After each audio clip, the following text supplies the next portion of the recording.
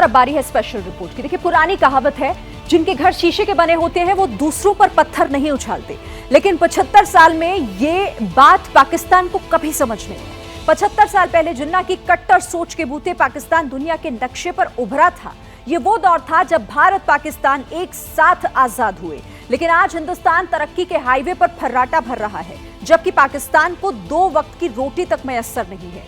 Reserve 1 महीने से भी कम है। हालात बेहद नाजुक हैं, लोग भूखों मर रहे हैं। पाकिस्तान की इसी बेबसी पर संघ प्रमुख मोहन भागवत का रिएक्शन आया कि अगर बंटवारा ना होता तो आज पाकिस्तान ऐसे ना रोता। माजी भी कर्जा, मुस्तकबिल भी कर्जा, आगे बर्बादी की खाई, पीछे तबाही का कुआं। 75 साल गुजर गए, पाकिस्तान की माली हालत बद से बदतर हो गई।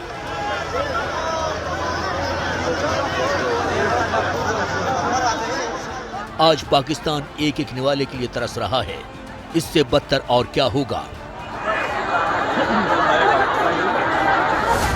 यकीनन ना पाकिस्तान वजूद में आता और ना आज अवाम खून के आंसू रोती।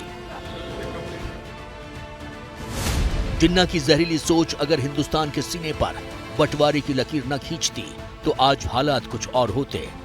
संघ प्रमुख मोहन भागवत ने पाकिस्तान के इसी दर्द को बयान किया। आज जिसको हम पाकिस्तान कहते हैं उसके लोग कह रहे हैं कि वो गलती हो गई, ये गलती हो गई, सब कह रहे हैं, सब मानते हैं। आप देखिए, जो अपनी हठधर्मिता के कारण भारत से अलग हो गए, अपनी संस्कृति से अलग हुए, पूर्वजों का नाता तोड़ के उनको भुला दिया गया, ऐसे जीवन में जिन्होंने प्रवेश किया और जो भारत से अलग हो गए, क्या वो अलग हो गए उससे अभी इस क्षण तक सुख में है? वो दुख में है। उस अपने भूमि को छोड़कर भारत के साथ रहने के लिए यहां जो आए, उन्होंने अपने जीवन को अपने पुरुषार्थ से फिर से खड़ा कर लिया। वो आज दुखी नहीं है, वहां दुख है। क्यों है? क्योंकि एक कृत्रिम जीवन में जी रहे। सत्य जीवन का अंगीकार करना, अगर वो गलत है तो गलती का सुधार तो यही हो सकता है, तो उसकी बात करने में क्या लज्जा है? वो सही है और जो सही है वो टिकता है, जो गलत है वो आता है और जाता है। जैसी राय संघ प्रमुख मोहन भागवत की है, उससे पाकिस्तानी अवाम कितनी मुतमईन है। बंटवारे पर पाकिस्तानी अवाम की राय शुमारी भी आपको सुनाएंगे, लेकिन पहले ये जानिए कि जहरीली और कट्टर सोच की बुनियाद पर पाकिस्तान कैसे वजूद में आया। अगस्त का उमस भरा महीना था। बंटवारे का विलन जिन्ना कट्टर सोच पर पाकिस्तान को ताबीर कर कराची पहुंचा। ख्वाब जन्नत जैसे पाकिस्तान के थे। आप सब आजाद है अपनी मस्जिदों में जाने के लिए और किसी भी और इबादतगाह में जाने के लिए इस ममलकत पाकिस्तान में। जिस कट्टर सोच की बुनियाद पर पाकिस्तान वजूद में आया, आज वो बर्बादी के दलदल में धंस चुका है। नकारे हुक्मरान मुल्क की लुटिया डुबो चुके हैं। ऐसे में अवाम इस अफसोस में मरी जा रही है कि जिन्ना ने अलग मुल्क बनाया ही क्यों। यार, पाकिस्तान की डिमांड तो उन्होंने उस टाइम इसलिए की थी कि हम जैसे जो निकम्मे मुसलमान हैं वो उनको एक जगह मिल जाए रहने के लिए और अच्छी जिंदगी गुजार सके, यही डिमांड थी। के साथ तो क्या आपको लगता है कि हमारे जो पॉलिटिशियंस हैं वो कायदे आज़म के विजन पे चल रहे हैं अभी? हाँ, वो चल रहे हैं, लेकिन वो सिर्फ अपने लिए चल रहे हैं। वो खुद इंडिपेंडेंस से रहना चाह रहे हैं, लेकिन अवाम को जो है उन्होंने वो जकड़ के रख दिया। इंडिया, अगर आप मेरे से मेरी इंडस्ट्री में पूछते हैं तो कम से कम 50 साल आगे हैं हमसे। अच्छा। और इसी तरह से इंडिया जो है वो हमसे हर एस्पेक्ट में कम से कम 30 साल तो आगे है। ना अहल हुक्मरानों की फजीहत तो समझ में आती है, लेकिन आज पाकिस्तान अपने कायदे आजम से ही तौबा तौबा कर रहा है। न पाकिस्तान बनता और ना आज ये हालात होते। कि कायदे आजम ने 1947 में पाकिस्तान को अलग करने की डिमांड क्यों की थी? ताकि हम इंडिपेंडेंट हो जाएं, किसी पे डिपेंडेंट ना रहें, इस वजह से की थी। पर लग नहीं रहा ऐसा। मर्द तो यहाँ का मुसलमान रहा है, जिंदगी वो अच्छी कैसे नहीं गुजार रहे? हाँ, हम कंपेयर नहीं कर सकते उनके साथ खुद को। वो बहुत आगे हैं हमसे। और ये तो सिर्फ एक किस्म का लॉलीपॉप है कि जो हम अपनी आवाम को, ये हमारे हुक्मरान जो दे देते हैं कि वहाँ के मुसलमान की हम मदद करेंगे। यहाँ पाकिस्तानियों का दर्द बेजा नहीं है। भारत पाकिस्तान एक साथ आजाद हुए। आज भारत तरक्की के शिखर पर पहुंच चुका है, जबकि पाकिस्तान वजूद की जंग लड़ रहा है, बदहाली की चक्की में पिस रहा है। कायदे-ए-आज़म ने तो इसीलिए डिमांड किया था ताकि मुसलमान आज़ादी की ज़िंदगी जी सकें और खुशहाल जी सकें और अच्छी ज़िंदगी जी सकें। लेकिन इन लोगों ने आगे सियासत में लेके मुल्क को सत्यानाश कर दिया। गरीब बंदे का कोई हाल नहीं रहा। कायदे-ए-आज़म ने तो झूठा ख्वाब देखा, सत्यानाश कर दिया। ये पता नहीं किस तरफ लेके मुल्क को चल पड़े हैं। उन लोगों ने तो आज़ाद किया था, लेकिन लगता है अब ये फिर हमें गुलामों की ज़िंदगी जीना पड़ेगी। पाकिस्तान के खंड खंड होने की नौबत ऐसे ही नहीं आई। मुल्क बदहाली की भट्टी में झुलस रहा है। अच्छे दिन लौटने और नया पाकिस्तान बनने की आस टूट चुकी है। वजह बड़ी है। 2 जून की तो छोड़िए, पाकिस्तान की गरीब आवाम को एक वक्त की रोटी मयस्सर नहीं है। ऐसे में पाकिस्तान के 2 टुकड़े करने की मांग उठी है। संघ प्रमुख मोहन भागवत ने जो कहा, उस सच पर पाकिस्तानी अवाम तहे दिल से मुहर लगा रही है। कौन सा पाकिस्तान का ऐसा इलाका है जो इंडिया के साथ नहीं मिलना चाह रहा? मुझे पहले ये बताया। कश्मीर हमारी कभी शारक था ही नहीं ना, वो कभी हमारी शारक है। हमारे पास जो टूटा फूटा पाकिस्तान है ना, खुदा के लिए हम इसी को संभाल लें। हमारे यहाँ पे यंग जनरेशन को हिस्ट्री का पता नहीं है। आप 1971 उठा के देखें, 1971 वाला जो सकूत है ढाका था, वह अभी नहीं था, हो गया। हमारे यहाँ पे सरबराह unfortunately chief of army staff को समझा जाता है, जबकि ये गलत है। चीफ ऑफ आर्मी स्टाफ की औकात जो है वो एक 22 स्टार जो ऑफिसर है उसके मुताबिक है। अवाम मन न महसूस है तो क्या करे? ये न कहे कि काश जिन्ना ने जिद न की होती तो पाकिस्तान न वजूद में आता और न आज पाकिस्तानी तिल तिल मरते। बंटवारे की लकीर जिन्ना ने खींची थी, मसलन आज पाकिस्तान तिल तिल मर रहा है। आज पाकिस्तान की बेबसी और लाचारी की एक और पिक्चर रिलीज हुई। मियां शरीफ के मुफ्त वाले आटे ने 12 पाकिस्तानियों का कब्र खोद डाली। मुट्ठी भर आटे की हसरत ने पाकिस्तान में कैसा खूनी खेल खेला, ये आपको भी जानना चाहिए। मुट्ठी भर मुफ्त आटे की हसरत, धक्का मुक्की, छीना झपटी, सरहद पार भूख का ये बवंडर जब विकराल हुआ तो एक झटके में 12 पाकिस्तानी मुफ्त में मारे गए। जगह थी पाकिस्तान की आर्थिक राजधानी कराची। नौरस सौरंगी इलाके की इस फैक्ट्री में रमजान पर मुफ्त आटा और इमदाद बांटी जा रही थी। अचानक भगदड़ मची और कराची की जमीन पर लाशें बिछ गईं। धरती खून से सन गई। हालात ऐसे खौफनाक थे जिसकी एक एक तस्वीर कलेजा कपा दे। इस वक्त हम मौजूद हैं नौरस सौरंगी, और नौरस सौरंगी के करीब ये फैक्ट्री है। फैक्ट्री के अंदर ज़कात और फितरे के जो पैसे होते हैं रमज़ान के अंदर, वो तकसीम करे जा रहे थे और इसके नतीजे में भगदड़ मच गई। भगदड़ के नतीजे के अंदर के कुछ हलाकतें हुई हैं। अभी हम हॉस्पिटल की तरफ रवाना होंगे। तो जो मनाजिर हैं नौरस सौरंगी के आपके सामने हैं। भगदड़ मच चुकी थी। 12 लोग जान गंवा चुके थे। कराची की फजाएं एम्बुलेंस के सायरन से गूंज उठी थीं। जमीन पर लोग बेसुध पड़े थे। फैक्ट्री के आगे, फैक्ट्री के पीछे जमीन पर जूते चप्पलों का अंबार लगा था। आटा ही तो था जिसकी हसरत में अवाम का लहू बहा। जान गई मियां शरीफ अगर मुल्क का बंटा धार न करते तो आज पाकिस्तान में आटे के लिए खून के दरिया न बहते। रमजानुल मुबारक का कोई 1-2 रोजे क्या, कोई एक ऐसा रोजा नहीं गुजरा जिनमें हमें आटे के लिए अमवात, ज़कात और इमदाद के हुसूल के दौरान हलाकतों की खबरें न सुनने को मिली हों। इससे अंदाज़ा लगाया जा सकता है ना कि मेरा मुल्क इस वक्त किस नहज को पहुंच चुका है। साइट एरिया में ज़कात की तकसीम के दौरान भगदड़ मची, जिससे खवातीन और बच्चों समेत 11 अफराद जान से चले गए। ये कोई गदागर नहीं थे, ये वो मजलूम हैं जिन्हें मुल्की हालात ने ज़कात लेने का मुस्तहक बना दिया है। यकीनन नालायक और नाअहल हुक्मरानों की नजर में अवाम की जिंदगी की कोई कीमत नहीं है।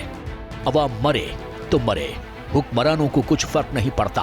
हैरानी ये भी है कि जब भगदड़ मची तब पुलिस का डंडा अवाम पर बरसा। करंट के झटके तक देखकर भीड़ को तितर बितर करने के इल्जाम शरीफ की खाकी पर लगे। जिन माओं ने आटे की हसरत में अपनों को खोया, उनसे सुनिए शरीफ साहब ने कराची में मौत का कैसा मजमा लगाया था। बस इनके साथ कोई भी नहीं था, वहाँ पर सब रश था। उन्होंने दरवाज़ा खोला, बच्चा मेरा अंदर चला गया था, हम लोग पीछे थे।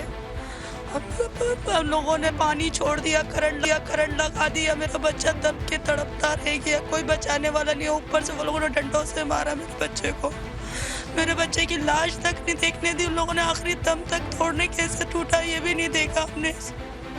हमें बस इंसाफ ही चाहिए, उसको जिंदा जला दिया जाना चाहिए, हमें नहीं चाहिए कुछ भी, हमारा बच्चा, बस इंसाफ चाहिए हमारे बच्चे को। इस माँ की आंखें पथरा चुकी हैं। बेटी भगदड़ में मारी गई। एक और माँ से मिलिए जिसकी बेटी भी मुफ्त आटे और इमदाद के चक्कर में मारी गई। मेरी बच्ची की आएगी नहीं, अब जाएगा, जो कुछ करना है उस मालिक को करो कि जो देते हैं हर साल, अब की क्यों नहीं दिया? देना था तो उनको दे देते, नहीं देना तो उनको पानी वानी छोड़ के क्यों मार पिटाई करा? इतनी जाने वो देगा सेठ। थोड़ा चुरंगे जाए तो हमको पैसे मिलेगा 2000। मैंने बच्ची को मना किया, नहीं जा। उसने बोला मम्मा मेरा रोजा है, मैं कपड़े बनाऊंगी, मेरे को लेकर चला। इसके पापा का काम भी चल रहा था, मैंने मना करते मेरी बच्ची चले गई, नीचे दब गई। मेरे के साथ छोड़ूंगी नहीं लगता। ये माँ और जाने ऐसे कितने ही लाचार लोग हैं जो मियाँ शरीफ को बद्दुआएं दे रहे हैं। अगर अब भी रत्ती भर शर्म पाकिस्तान के नालायक हुक्मरानों को हो तो चुल्लू भर पानी में डूब मरें। वैसे पाकिस्तानी हुक्मरानों के लिए चुल्लू भर पानी में डूबने की नौबत ऐसे ही नहीं आई। 1 साल पहले मियाँ शरीफ सत्ता में आए थे इस मुनादी के साथ कि पाकिस्तान को नया पाकिस्तान बनाएंगे, लेकिन 1 साल में ही शरीफ साहब के हवाई ख्वाबों के परखच्चे उड़ गए हैं। गलत नीतियों ने बर्बादी को ऐसा टॉप गियर लगाया कि आज पाकिस्तान पाई पाई का मोहताज हो चुका है। मांगे किसी से भीख तक नहीं मिल रही। ऐसा इसलिए क्योंकि बदहाली के दौर में इस्लामाबाद की सांसें उखाड़ने वाली बहुत बुरी खबर आई है। जिन्ना छाप करेंसी रद्दी बन चुकी है, रिजर्व फिर रसातल में पहुंच चुके हैं। हालात इतने नाजुक हैं कि मुल्क चलाने के लिए मियाँ शरीफ के पास महज 1 महीने का खर्चा पानी बचा है। मुल्क का खजाना कैसे खाली हुआ, किसकी बदौलत हुआ, इसका पूरा विश्लेषण पाकिस्तानी अवाम से सुनिए। जितने मोस्ट वांटेड लोग थे हमारे अदालतों को, उनको इन्होंने मिनिस्टर, कोई वजीर दाखिला बना दिया, कोई वजीर खारजा बना दिया, कोई प्राइम मिनिस्टर देखें, जो भिखारी है उसको आपने प्राइम मिनिस्टर बना दिया। वो हमारी दुनिया मजाक उड़ाएगी जब हम कटोरा लेके हर कंट्री में चले जाएंगे तो मजाक तो उड़ेगा, क्यों नहीं उड़ेगा, तो ज्यादा उड़ाएंगे। वो हक है। हालात बेहद नाजुक हैं। चीन से खैरात मिलने के बावजूद भी पाकिस्तान के पास महज 4.2 अरब डॉलर का रिजर्व बचा है। ऐसे हालात में पाकिस्तान फिर कटोरा लेकर IMF की चौखट पर खड़ा है, इस उम्मीद के साथ कि कहां IMF का कलेजा पसीज जाए और पाकिस्तान के कटोरे में $1 बिलियन आ जाए। लेकिन ऐसा नहीं होगा। क्यों नहीं होगा, इसकी वजह भी अवाम से ही सुनिए। कैसे कर सकते हैं? अगर कोई भी सच बोलेगा ना, सब तो पहले तो उन्हें गोली बजेगी। गल समझते पे हो? इत्थे हर बंदा तो डरिया पे है, हाँ जी सर, सबको पता है, कौन नहीं जानता कि ये पैसे मांगते हैं, ये जो हाँ जी, हम तो छोटे लेवल के मांगते हैं, ये समझ लें। ये जो फकीर फिर रहे हैं यहाँ पे तो हाई लेवल के मांगते हैं। बात समझ रहे हैं? जिस कंट्री का हुक्मरान मांगने वाला खुद मांगता होगा तो उसकी वो कंट्री क्या होगी? पहले मुझे ये बताएं। इंडिया तरक्की कर रहा है जनाब, आपका उसका 1 रुपया आपके मेरा ख्याल 2.5-3 रुपए बनते हैं, 3.5-3 रुपए हैं, वो तरक्की कर गए। हकीकत यही है, जुबा खोलने की सजा पाकिस्तान में मौत है। ऐसा इसलिए भी क्योंकि सच सुनने की हिम्मत नकारे हुक्मरानों की कतई नहीं है। अब जब भूखों मरते पाकिस्तान की इज्जत की धज्जियां दुनिया में उड़ रही हैं, तब इसका कसूरवार पाकिस्तानी मियाँ शरीफ को ही ठहरा रहे हैं। ये जो रजीम चेंज के जरिए जो हुकूमत आई है, इन्होंने इस मुल्क का सत्यानाश कर दिया है। हमें इंडिया पे दुख नहीं करना चाहिए कि वो हमारा मजाक बनाते, हमें इन पे दुख है। हमारे इन्होंने मौका दिया मजाक बनवाने का, घर के बेटी लंका ढाए, हमें इन पे दुख है। इन्होंने ये हालात पैदा किए कि आज इंडिया भी हम पे तनकीद कर रहा है। मियाँ शरीफ एक तरफ खाली खजाने से खौफजदा हैं, दूसरी तरफ जिस सऊदी अरब से खैरात मिलते थे उस सऊदी से भी पाकिस्तान को बड़ा झटका लगा है। SCO की मीटिंग में भारत और सऊदी के दरमियान बड़ी डील हुई है। भारत की intelligence agency research and analysis wing यानी रॉ और सऊदी के बीच एक ऐतिहासिक समझौता हुआ है। इस समझौते के बाद रॉ को आतंकवाद के खिलाफ बड़ी मदद मिलेगी। मोदी सरकार के इस एक्शन से भी पाकिस्तान में खलबली मची है। भारत और जो हमारे अरब दोस्त ममालिक हैं, इनके दरमियान कुर्बतें बढ़ रही हैं। जो भारत की खुफिया एजेंसी है रॉ, यानी कि research and analysis wing, raw और जो सऊदी अरब की खुफिया एजेंसी है, इनके दरमियान बाकायदा तौर पर एक मुआहदा हुआ है। ये जो खबर है मेरे एतबार से तो बहुत सिग्निफिकेंट है, और क्योंकि हमारी डिपेंडेंसी है नॉट जस्ट के वो हमें बेल आउट करते हैं, कर्जा देते हैं, बल्कि लाखों की तादाद में जो हमारे पाकिस्तानी वहाँ पर काम करते हैं, तो उनका भी वहाँ पर रहना जो है वो मुश्किल हो जाएगा। सऊदी जैसे मुल्क ने पाकिस्तान के आगे खैरात फेंकना बंद कर दिया है। सऊदी अरब अब भारत की तरफ देख रहा है। ऐसे में पाकिस्तान का मुस्तकबिल क्या होगा, ये भी अवाम से ही जानिए। तो ये अभी बहुत सारे मुल्क छोड़ेंगे, अभी तो सिर्फ सऊदी अरब ने छोड़ा है ना आपको, तो हो सकता है आपको ये सूबे भी छोड़ना शुरू कर दें, आपस में शहर भी छोड़ना शुरू कर दें। तो जैसे हालात इन्होंने बना दिए हैं, हालात हमारे ठीक नहीं होंगे, इनके ऊपर मेरे हिसाब से तबाही आएगी। सर वजह ये लोग ना शुक्रे हैं, फिलहाल ये तबाही की तरफ चला गया हुआ है, और उसके बाद ये कह रहे हैं डिफ़ॉल्ट होने वाला, डिफ़ॉल्ट हो चुका है मेरी जान। यकीन कीजिए पाकिस्तान तबाही के कगार पर खड़ा है। जिन मुल्कों के दम पर पाकिस्तान बल्लियों उछलता था, आज वही मुल्क पाकिस्तान से किनारा कर रहे हैं। ऐसे में पाकिस्तान का क्या होगा, यही सोचकर अवाम का कलेजा फटा जा रहा है। वैसे पाकिस्तानी अवाम की चिंता वाजिब भी है, क्योंकि ये बात पाकिस्तान क्या पूरी दुनिया जान चुकी है कि शहबाज शरीफ से इस वक्त पाकिस्तान संभल नहीं रहा है। पाकिस्तान की कर्ज की उम्मीद टूट भी रही है और कर्ज का बोझ बढ़ता भी जा रहा है। हालात ऐसे हैं कि इकोनॉमी तबाह हो चुकी है और आटे के लिए मरती अवाम हिंदुस्तान का गुणगान कर रही है। वो इंडिया है, वो अपने कौम के लिए, अपनी नेशन के लिए जो है ना वो सोच रहा है। पाकिस्तान में हिंदुस्तानी कौम के कसीदे इसलिए पढ़े जा रहे हैं क्योंकि पाकिस्तान को उसके सबसे बड़े दोस्त ने ही धोखा दे दिया। कर्ज के बोझ तले दबे पाकिस्तान की इकोनॉमी की सांसें उखड़ रही है। चीन ने $2 अरब के कर्ज का ऐलान कर दिया, लेकिन ये रकम अभी तक पाकिस्तान को मिली नहीं है। इंतहा हो गई इंतजार की। पाकिस्तान को IMF का अभी तक का बेल आउट पैकेज नहीं मिल पाया है। उसके बाद पाकिस्तान ने चीन का दरवाजा खटखटाया और उसके सामने गुहार लगाई कि 2 अरब का पैकेज उसे मदद के तौर पे दी जाए। चाइना ने उसमें हामी भी भर दी, लेकिन अभी तक पाकिस्तान को कोई भी मदद नहीं मिल पाई। सत्ता और विपक्ष दोनों की नौटंकी देखकर पाकिस्तानी अवाम आजिज आ चुकी है। इसीलिए अब किसी को भी पाकिस्तान सरकार से उम्मीद नहीं रह गई। पाकिस्तानी गवर्नमेंट जितनी भी है, चाहे नून लीग है, चाहे PTI है, चाहे जो भी है, पीपल पार्टी है, तो वो सिर्फ बात कर सकते हैं। अगर किसी के हाथ में भी होगा तो वो कहेगा कि यार जब तक मैं मेरा जो टेन्योर है ना उसमें बस उसका जो है ना वो एक नारा बुलंद किया जाए और उस पर हम बात करते रहें। टेन्योर खत्म हुआ, अल्लाह अल्लाह खैर चला। पाकिस्तान की हुकूमत की नींद उड़ाने वाली एक और बड़ी खबर आपको जाननी चाहिए। पाकिस्तान इंटरनेशनल एयरलाइंस ने खुलासा करते हुए कहा है कि बीते कुछ हफ्तों में पाकिस्तान के 15 पायलट मुल्क छोड़कर बाहर चले गए हैं। वजह है शरीफ सरकार का वसूली टैक्स और नौकरी पर मंदी से मंडराने वाला खतरा। इतना ही नहीं, एक मीडिया रिपोर्ट में तो सरकारी कमेटी के हवाले से ये भी खुलासा हुआ है कि पाकिस्तान इंटरनेशनल एयरलाइंस के 141 पायलट संदिग्ध लाइसेंस वाले हैं। यानी पाकिस्तान में जो प्लेन उड़ रहे हैं उन्हें उड़ाने वाले जालसाजी से पायलट बने हैं। अब ऐसे में अगर मुसाफिर मंजिल तक पहुंच जाए तो चमत्कार से कम नहीं। तो पाकिस्तान में आवाम ने पेट की खातिर संग्राम छेड़ रखा है, लेकिन एक वॉर फ्रंट पाकिस्तान की न्यायपालिका में भी खुल गया है। पाकिस्तान के चीफ जस्टिस के खिलाफ सरकार और संसद लामबंद हो गई है। ऐसा क्यों हो रहा है ये आपको इस रिपोर्ट में बताएंगे, लेकिन उससे पहले आप ये जान लीजिए कि किसने इमरान खान को चिड़ियाघर में बंद कर देने की धमकी दी है। आज इस ज़हनी माजूर के कहने पर, इस पागल आदमी के कहने पर अदालतें सुओ मोटो ले रही हैं। हर रोज एक नई कहानी सुनाता है, तो ऐसे बंदे को तो चिड़ियाघर में पिंजरे के पीछे रखना चाहिए और इस पे टिकट लगनी चाहिए।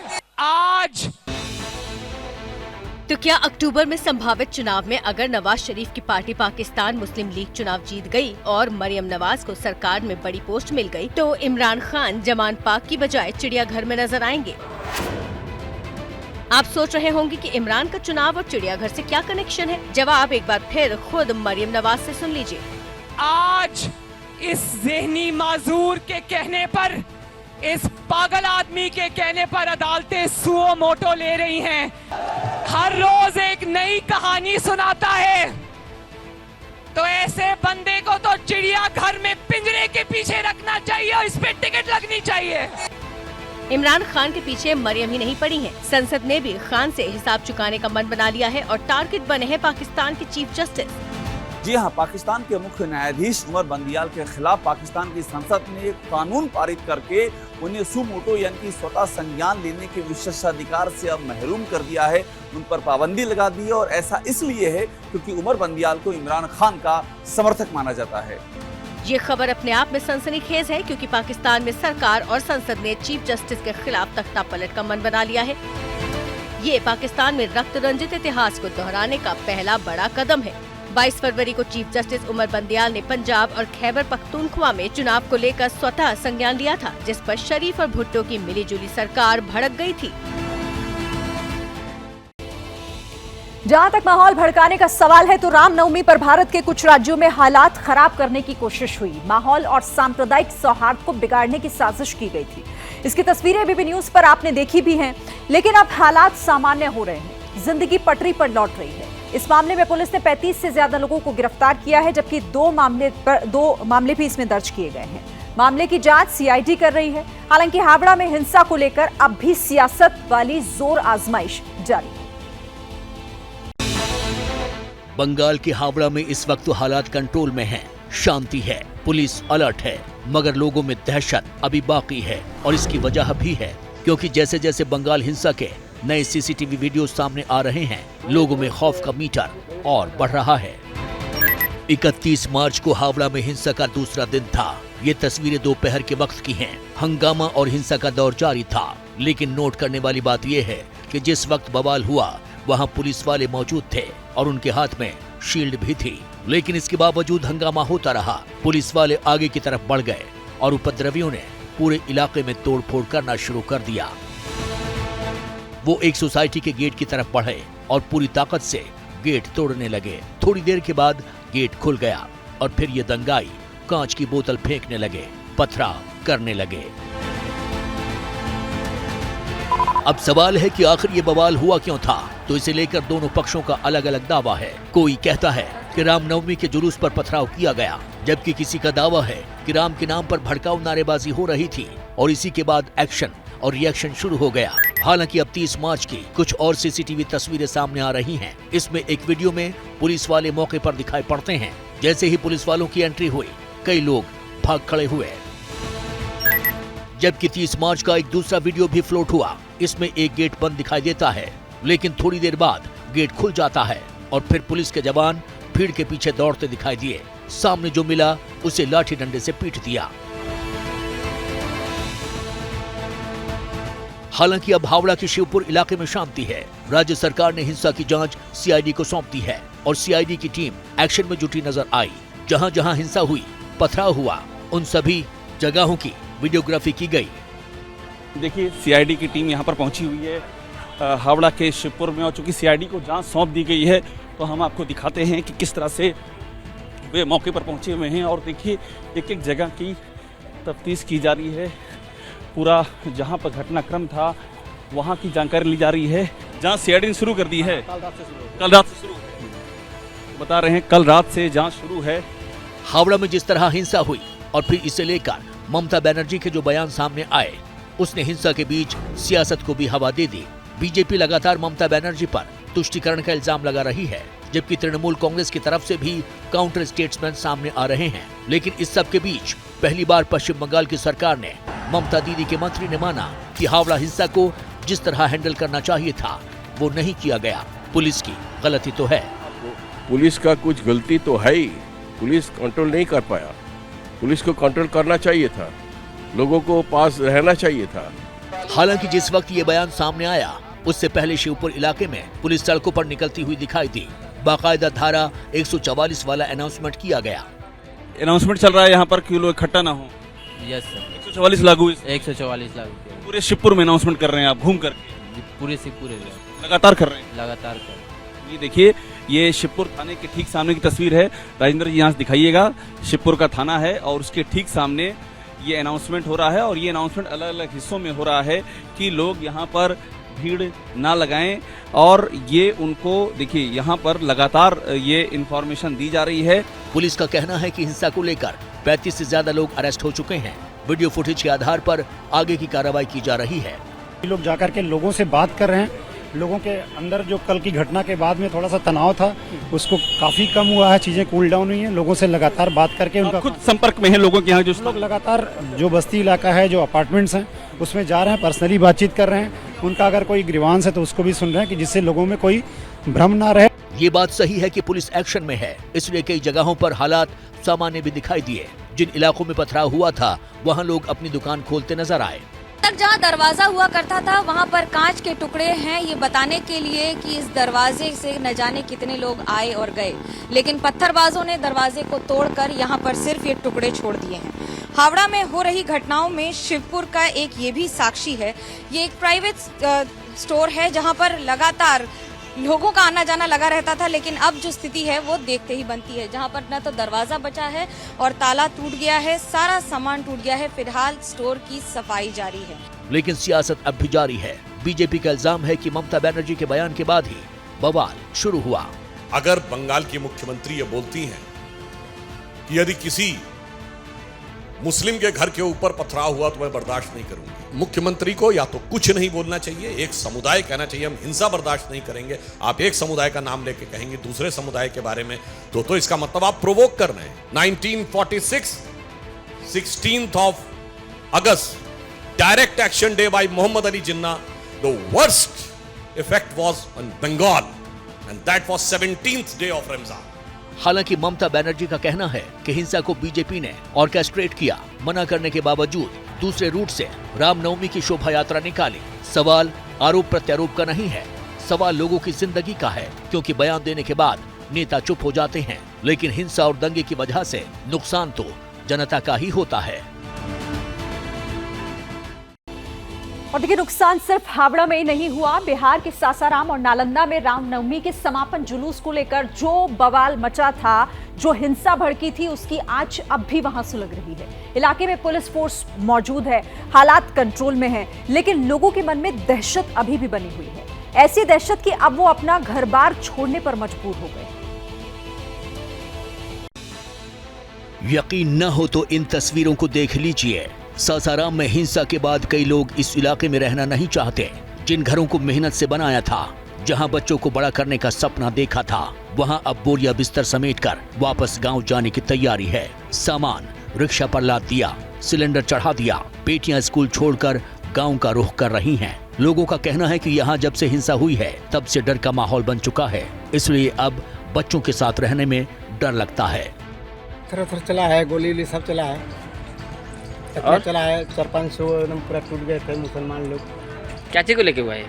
ये रामनवमी के लिए लेके हुआ है। बच्चा रोने लग रहा है सब हल्ला गुल्ला से। हम लोग के घर में सब पढ़ने लिखने वाला है, तो बच्चा लोग रोने लग रहा है, इधर आने जाने में यही सब। समझ लीजिए, जब किसी इलाके से इस तरह की तस्वीरें सामने आने लगे तो ये प्रशासन और सिस्टम के फेल होने का सबूत है। जो लोग अपना घर बार छोड़ने पर मजबूर हैं, उनका आरोप है कि हालात फिर बिगड़ सकते हैं और पुलिस की तरफ से कोई सिक्योरिटी नहीं दी जा रही है। इसलिए 1 दर्जन से ज्यादा परिवार घर छोड़ने को मजबूर हैं। हम लोग गाँव जा रहे हैं। काहे यहाँ क्यों नहीं रह रही हैं? यहाँ कब क्या हो जाएगा किसी को पता नहीं है। तो घर खाली करके जा रही हैं? हाँ, घर खाली करके, जब माहौल ठीक होगा तो यहाँ आया जाएगा, नहीं तो वहीं रह जाएगा। हालांकि जिस वक्त एबीपी न्यूज के कैमरे में ये तस्वीरें कैद हुई, उसी दौरान पुलिस की टीम फ्लैग मार्च करती नजर आई। बिहार पुलिस के साथ बिहार स्पेशल आर्म्ड पुलिस के जवान हिंसाग्रस्त इलाकों में तैनात कर दिए गए। इस बीच हिंसा का एक और आफ्टर इफेक्ट सामने आया। होम मिनिस्टर अमित शाह का दौरा रद्द हो गया। इसे लेकर बीजेपी कार्यकर्ताओं में जोश था। महीने भर पहले से तैयारी हो रही थी। रेलवे मैदान में लाखों की लागत से बहुत बड़ा पंडाल भी बनाया गया था। हजारों कुर्सियां लग चुकी थी, लेकिन अब इन्हें समेटा जा रहा है। असल में 2 अप्रैल को अमित शाह को सासाराम में आना था, लेकिन बीजेपी का आरोप है कि सरकार सिक्योरिटी देने में फेल है, इसलिए दौरा रद्द करना पड़ा। उत्साह के साथ कार्यक्रम बनाने का तय किया था, लेकिन दुर्भाग्य है कि बिहार की सरकार अब सुरक्षा भी नहीं दे सकती है बिहार में। तुष्टीकरण वाले दोनों एक हो गए। मैं तुष्टीकरण की बात कहा, मैं कमजोर होने की बात नहीं कहा। कमजोर और मजबूत तो चुनाव 2024 में आएगा, बताएगा समय। लेकिन इन लोगों के कारण इस्लामिक स्टेट बनाने वालों का मंसूबा बढ़ रहा है। आपको बता दें कि नीतीश की गृह जिले नालंदा में भी हिंसा की आग भड़की थी। एबीपी न्यूज के रिपोर्टर नालंदा के जिला मुख्यालय बिहार शरीफ में मौजूद थे। यहाँ फिलहाल शांति है, लेकिन जो आग 31 मार्च को लगाई गई थी वो सुलगती हुई दिखाई दी। बिहार शरीफ में जुलूस के दौरान पत्थरबाजी हुई, उसके बाद हिंसा भड़की है, दो पक्ष आपस में टकराए हैं। उसके बाद जो भी चीज मिला उसको आग के हवाले किया गया, तोड़फोड़ की गई, पत्थरबाजी की गई। बिहार शरीफ के एक कम्युनिटी हॉल में हम हैं, ये मैरिज हॉल है। यहाँ पे देखिए पत्थरबाजी हुई है, डंडों से शीशा को तोड़ा गया है, तो आपको जमीन पर हर तरफ ईंट पत्थर जो है वो नजर आएगा।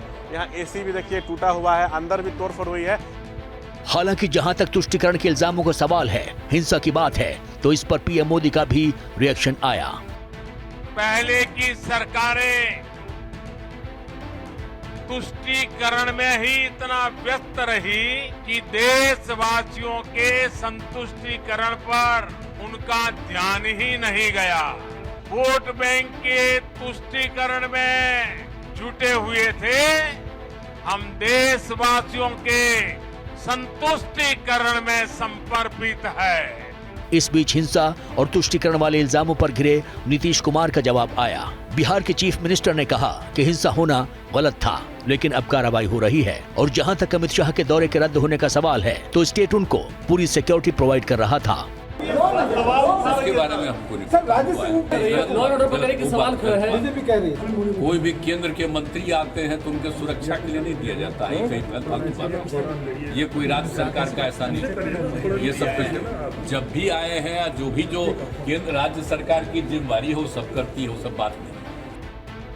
आपको बता दें कि बिहार के 4 जिले रोहतास, नालंदा, भागलपुर और गया में रामनवमी की शोभा यात्रा को लेकर शुक्रवार को हिंसक झड़प हुई थी। इस घटना के बाद पुलिस फोर्स तैनात की गई है। नालंदा और सासाराम में धारा 144 लागू है। इंटरनेट बंद है। नालंदा, सासाराम और गया से अब तक 50 से ज्यादा लोगों की गिरफ्तारी हो चुकी है।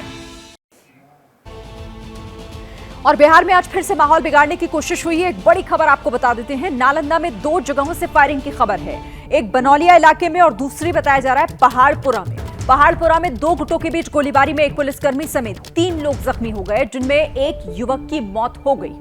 बड़ी खबर इस वक्त की।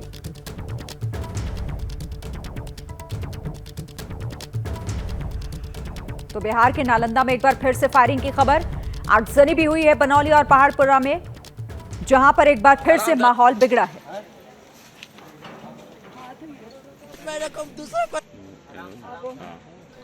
विकास कुमार क्या हुआ कुछ नहीं। वो कल जो हुआ था ना, वो उसी में मेरा भाई शाम में जा रहा था, अभी मेरे घर खेत से आया काम करके, तो बोला भैया मैं आता हूँ। मैं बोला नहीं जा, तो बोला मैं आता हूँ। वही थोड़ा सा गया और उधर से मतलब कि देखा कि आ रहा है, तो उधर से गोली चलाया और मेरे भाई के आगे दिमाग में घुस गया। और उसके बाद मैंने फिलहाल में मैं तो देखा नहीं, मेरे गांव वाला ने रुके उसको हॉस्पिटल ले गया। तो देखा आपने किस तरीके से एक बार फिर से फायरिंग की खबर है। एक बार फिर हिंसा भड़कती हुई नजर आ रही है। इस पर ज्यादा जानकारी के लिए मेरी सहयोगी निधि श्री हमारे साथ है। निधि श्री, अभी का क्या अपडेट है फिलहाल? ये तीसरी जगह पर फायरिंग हुई है। बिहार शरीफ का खासगंज इलाका है, जहां पर अब से कुछ ही देर पहले फायरिंग की घटना सामने आई, जिसमें एक और व्यक्ति घायल हुए हैं और उनको सदर अस्पताल से पटना पीएमसीएच रेफर किया गया है। और घायल व्यक्ति के रिश्तेदार से एबीपी न्यूज ने बातचीत की, जिसमें उन्होंने कहा कि कई राउंड फायरिंग हुई और सीधे सामने से एक व्यक्ति आकर के फायरिंग करता है, जिसमें उनके जो रिश्तेदार। आप एक बार फिर से उस जगह को दोहराएंगे जिस जगह की बात आप कर रही हैं, जहाँ फायरिंग हुई है? जी बिल्कुल, ये खासगंज इलाका है। पहले पहाड़पुरा और बनौलिया इलाके में फायरिंग हुई थी और ये तीसरा इलाका है जहां पर फायरिंग की खबर जो है वो सामने आई है। खासगंज इलाके से एक व्यक्ति जो घायल हो गए हैं और उनकी हालत गंभीर बताई जा रही है और यही वजह है कि उनको पटना पीएमसीएच रेफर किया गया है। बिहार के सदर अस्पताल से सीधा उनको पटना पीएमसीएच ले जाया गया है और उनके परिजन से एबीपी न्यूज ने बातचीत की है, जिसमें उन्होंने कहा कि सामने से एक व्यक्ति आकर के कई राउंड फायरिंग करता है, जिससे उनके चेहरे पर गोली लगती है और एक हिस्से से गोली दूसरे हिस्से की तरफ चले जाते हैं। गोली फिलहाल इसी अस्पताल में है और उनकी हालत संदिग्ध बताई जा रही है, थोड़ी गंभीर बताई जाती है। और किस तरीके से पूरा घटनाक्रम हुआ ये भी कुछ व्यक्ति ने आकर कहा है। तो ये तीसरी जगह है जहाँ से इस वक्त हिंसक झड़प और दिन की खबर बीते कुछ घंटों में सामने आई है। जी तो निधि बड़ी जानकारी दे रही है। 3 अलग अलग जगहों पर फायरिंग की खबरें हैं। नालंदा के खासगंज में भी फायरिंग हुई है, एक युवक जख्मी है वहां पर। इससे पहले पहाड़पुरा और बनौलिया और अब खासगंज, 3 अलग अलग जगहों पर फायरिंग की खबरें, जिसको लेकर अभी भी दहशत का माहौल इलाके में बना हुआ है। शुक्रिया आपका निधि, फिलहाल इस अपडेट के लिए। आगे भी आपसे बातचीत करते रहेंगे। वैसे देखिए, बवाल तो महाराष्ट्र और गुजरात में भी हुआ था, लेकिन अब दोनों ही जगह पर शांति है। लेकिन यह तय है कि जनता को हिंसा नहीं, विकास चाहिए, दंगा नहीं, ग्रोथ का दौड़ता हुआ इंजन चाहिए। और यह बात पीएम मोदी बखूबी जानते हैं, इसीलिए वो लगातार इंफ्रास्ट्रक्चर मजबूत करने पर जोर दे रहे हैं। न्यू इंडिया में देश की जनता के लिए सुविधाएं बढ़ाने पर फोकस कर रहे हैं। से नई दिल्ली के लिए रवाना हो रही है और इसका सबसे लेटेस्ट एग्जाम्पल भोपाल में दिखाई दिया। प्रधानमंत्री नरेंद्र मोदी ने देश की 11वीं और मध्य प्रदेश की पहली वंदे भारत ट्रेन को रानी कमलापति स्टेशन से हरी झंडी दिखाकर रवाना किया।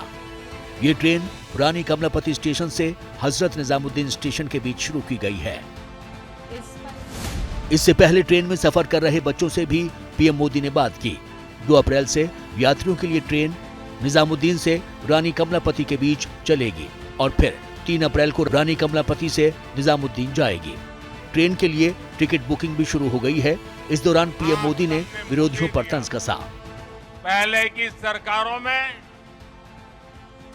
एक और बात पर बड़ा जोर रहा, वो देश के एक ही परिवार को देश का प्रथम परिवार मानती रही। देश के गरीब परिवार, देश के मध्यम वर्गीय परिवार, उन्होंने अपने हाल पर ही छोड़ दिया था। इन परिवारों की आशाएं, अपेक्षाएं,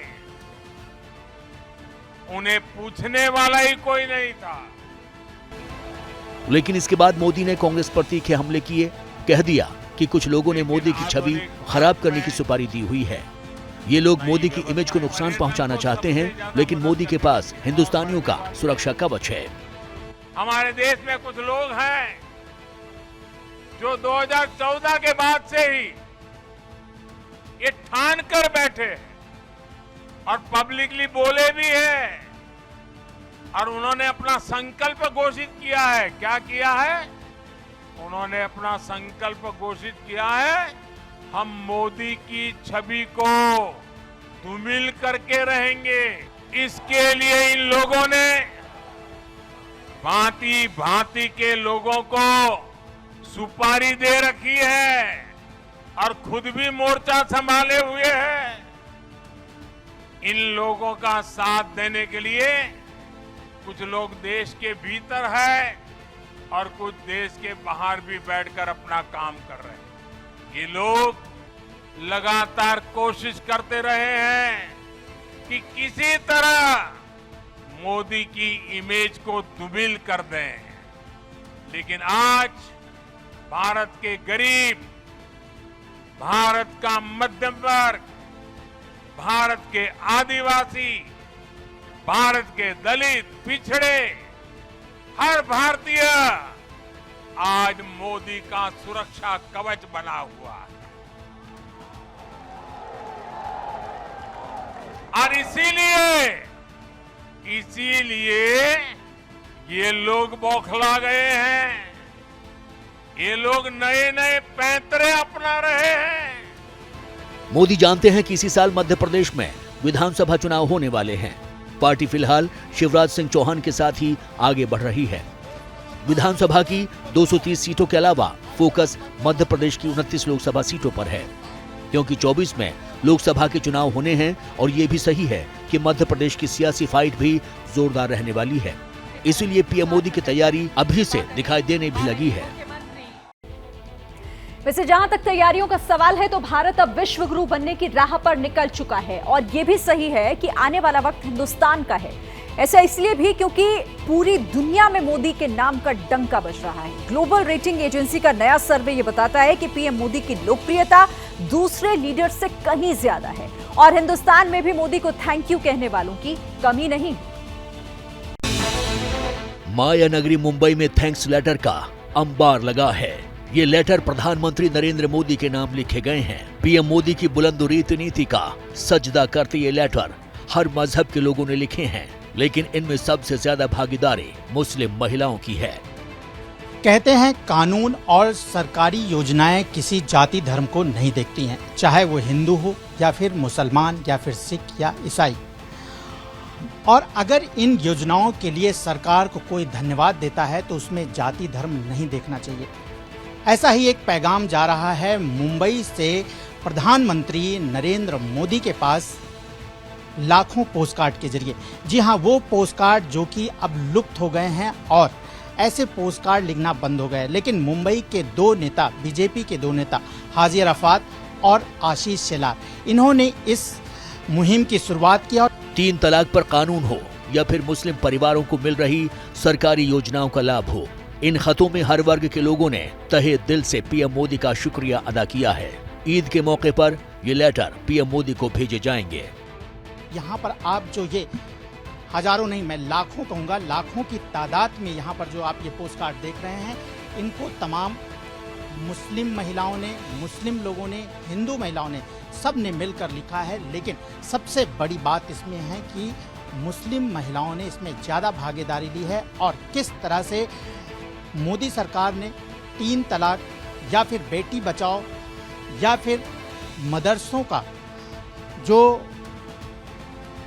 के लिए जो दान दिए गए, पढ़ाई के लिए बच्चों के लिए जो अभियान चलाए गए, उस पर किस तरह से जो है सबके लिए वो लाभकारी हो रहा है। ये कार्ड के जरिए इस पे बताया गया है कि हम किस तरह से योजनाओं से खुश हैं। इस मुहिम का आगाज मुंबई के अल्पसंख्यक सेल के नेता हाजी अरफात शेख और दिल्ली बीजेपी के नेता आशीष शेलार ने किया है। 11 लाख खत अब तक रेडी हो चुके हैं, जिनके जरिए पीएम मोदी को जनहित में शुरू हुई योजनाओं के लिए स्पेशल थैंक्स कहा गया है। देश में पैगाम पहुंचाएंगे। लाखों लोगों ने मुंबई शहर से अंदर धन्यवाद मोदी जी का पोस्टकार्ड के जरिए ईद की ईदी बोलकर हम यहाँ से मुंबई शहर से पहुंचाएंगे। तो ये अद्भुत तरीके से पूरे देश में एक अच्छा मैसेज जाएगा, अच्छा पैगाम जाएगा। खास बात यह है कि जिन मुस्लिम महिलाओं को पीएम मोदी की विकास नीति तहे दिल से कबूल है, ऐसी महिलाएं भी कैमरे पर आईं, इस दावे के साथ कि पीएम मोदी ने कोरोना काल में जो देश के लिए किया वो सराहनीय है। किस तरह से दिल से आपने जो है धन्यवाद दिया है मोदी जी को और किस वजह से? जी, वो 3 तलाक के वजह से दिया है और ये वैक्सीन का निकाले थे उन्होंने और घर का राशन पहुंचाए थे लॉकडाउन की तरफ, उसके वजह से धन्यवाद। देश ही नहीं, प्रधानमंत्री नरेंद्र मोदी की रीति नीति और विकास विजन दुनिया को भी कबूल है, जिसका प्रमाण भी आज दुनिया को मिल गया। प्रधानमंत्री नरेंद्र मोदी एक बार फिर दुनिया के सबसे लोकप्रिय लीडर चुने गए हैं। अमेरिकी एजेंसी मॉर्निंग कंसल्ट की वेबसाइट पर जारी लिस्ट में PM Modi 76% global leader approval rating के साथ टॉप पर हैं। लोकप्रियता के मामले में इस बार भी प्रधानमंत्री नरेंद्र मोदी ने अमेरिकी प्रेसिडेंट जो बाइडेन, ब्रिटेन के पीएम ऋषि सुनक समेत 16 देशों के दिग्गजों को पीछे छोड़ दिया है। पीएम मोदी की ग्लोबल छवि की धाक ऐसी रही कि अमेरिकी प्रेसिडेंट जो बाइडेन और ब्रिटेन के पीएम ऋषि सुनक मोदी के मुकाबले टॉप 5 में जगह नहीं बना सके। पीएम मोदी को दुनिया भर के यूथ्स में सबसे ज्यादा रेटिंग मिली। इस सूची में दूसरे पायदान पर मेक्सिको के राष्ट्रपति एंड्रेस मैनुअल लोपेज ओब्रेडोर रहे, जिन्हें 61% अप्रूवल रेटिंग मिली है, जबकि 55% अप्रूवल रेटिंग के साथ तीसरे पायदान पर ऑस्ट्रेलियाई पीएम एंथनी अल्बनीज रहे, जबकि 49% अप्रूवल रेटिंग के साथ इटली की पीएम जियोर्जिया मेलोनी चौथे पायदान पर रही। वहीं 49% अप्रूवल रेटिंग के साथ ब्राजील के प्रेसिडेंट लूला दा सिल्वा 5वें नंबर पर रहे। वहीं 41% के साथ जो बाइडेन छठे और 34% अप्रूवल रेटिंग के साथ ब्रिटेन के पीएम ऋषि सुनक 11वें पायदान पर रहे। साफ है, प्रधानमंत्री नरेंद्र मोदी का मुरीद देश ही नहीं है, बल्कि पूरी दुनिया में उनकी रीति नीति और विजन का डंका बज रहा है।